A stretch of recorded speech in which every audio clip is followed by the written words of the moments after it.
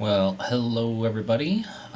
We are going to be going over our curriculum landing page. We finished the last video here on the scope and sequence. If you jump into any of our quarter curriculum maps, your curriculum landing page is that first page within that curriculum map.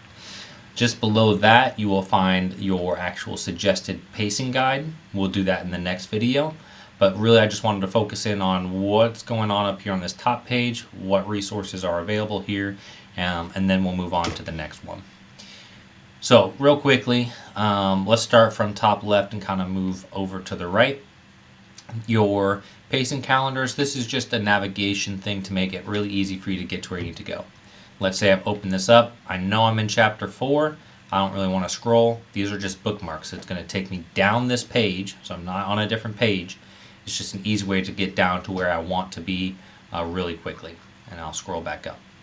So that's all those are. It's just a quick navigation.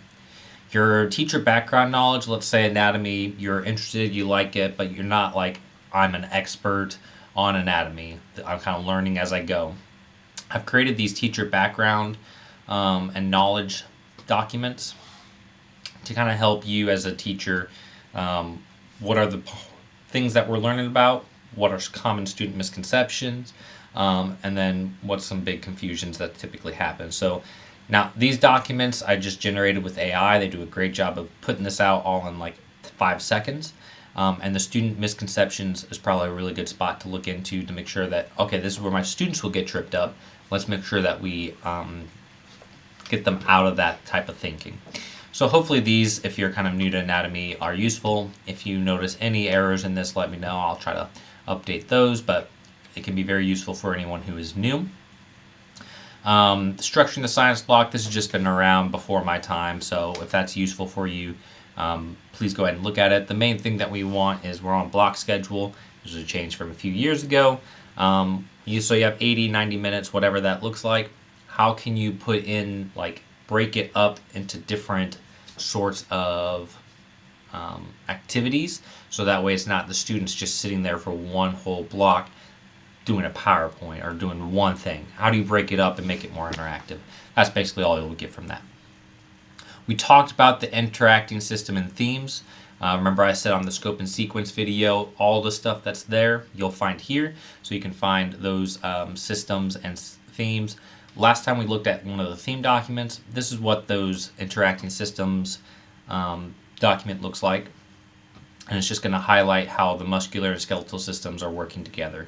So these are really good review notes for students.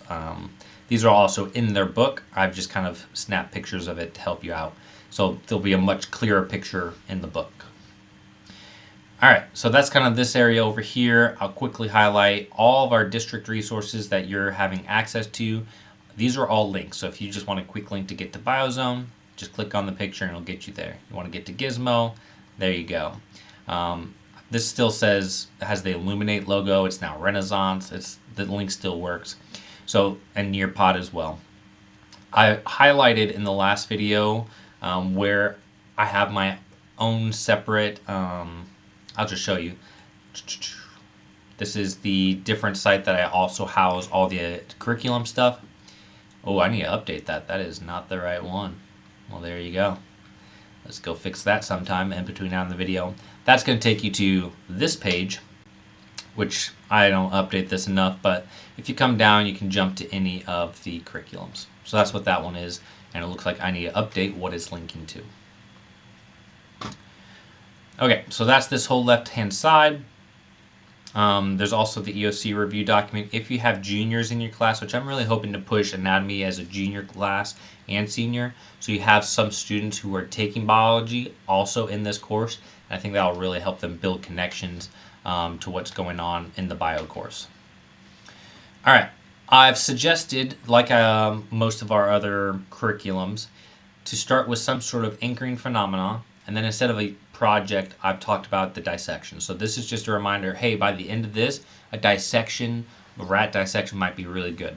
Again, you guys are flexible how you want to do your dissections, but those are just suggestions that you go with. And then how do you start off a conversation with your class? I found this one kind of an interesting video. and concept to have a class discussion about scientists who are trying to replicate how the human body's muscular and skeletal system works with robots. And so you could check this out or many other videos about that topic. And then students can start to understand just how complicated our bodies and systems are, because engineers trying to replicate it run into all sorts of issues. So that might be an interesting way to kick things off. And then what are your guiding questions? So by the end of this unit, what should students be able to understand? All right, I've also created posters for every unit. These are things that I put together. So if you do start off with that guiding phenomenon, you can print off this poster, have it up by the door, and that reminds students, oh yeah, we learned about like what does it take for engineers to build a human-like robot with muscular systems that are similar. And so then as they go and they learn throughout all these other about the skeletal and the muscular system, they can keep thinking about that, and it keeps the guiding questions here in mind. So these are good to post up by your door, so students kind of remember, oh, this is what we're learning about. Oh yeah, we had this idea that we were discussing at the start, and as we start to learn more, we'll be able to kind of answer that question or that phenomena much deeper level. And the posters just kind of look cool. So I've created those to help kind of engage the whole unit. Coming down, I have like a concept storyline. So hopefully that's kind of a way to blend this all together. How do you go from cells and tissues to the muscular system? How does that all connect? So I kind of create a storyline about how that all connects. The personal connections and research reports. Now, this isn't going to be, so you can see this does look like our book because this actually comes from the back of the book. So this is just a reminder for you as the teacher that as you go through, so here you can see the musculoskeletal system, as students learn about different diseases that affect it. If they have anything that has a personal connection to them, like, oh, my grandma has arthritis, boom, they can put something there. That might be effects of aging. Or let's go to the like the circulatory system. Oh, my cousin has sickle cell disease. You know, anything where they can connect ideas. This was a page in the back of the book. Students can keep information about these 4 different themes. So by the end of the year, they have all of them kind of in their mind. And then there's some research and reporting activities that they can do about different diseases, as you can see, medicine. But having them build those ideas all throughout the year is going to help them do better on these. This is in the back of the book, so you don't have to use this document. But I just wanted that reminder up here at the front end that students should be thinking about those big themes all year long, documenting some stuff in the back, and that sort of stuff. I don't currently have any example lesson plans. Maybe at some point, if I got the time, I'll create some so you can kind of see how things can be all put together. But I'll show you when we do the suggested pacing guide how you can put together pretty engaging lesson plans. That's pretty much it. We do have this Ready for Rigor framework that falls within all of our curriculum maps. This is just a district mandate thing. How does the Ready for Rigor framework fit into the science courses?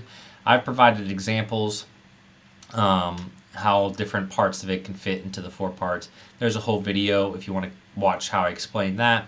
Feel free to check that out, but not entirely necessary for teaching this course. So as you can see, the landing page is to help kind of plan out what's my frame of reference for this unit, print off this poster, get some background knowledge, what dissection are we going to lead up to, how does this all connect. So now you're kind of in the right mind frame for, okay, going into this unit, what's kind of the big idea and how do I connect it all together? And it's not just a bunch of mini lessons, but it all blends together. So use that to help your planning, make things more coherent and cohesive, and we will get to the scope and sequence in the next video. I'll see you guys there. Bye.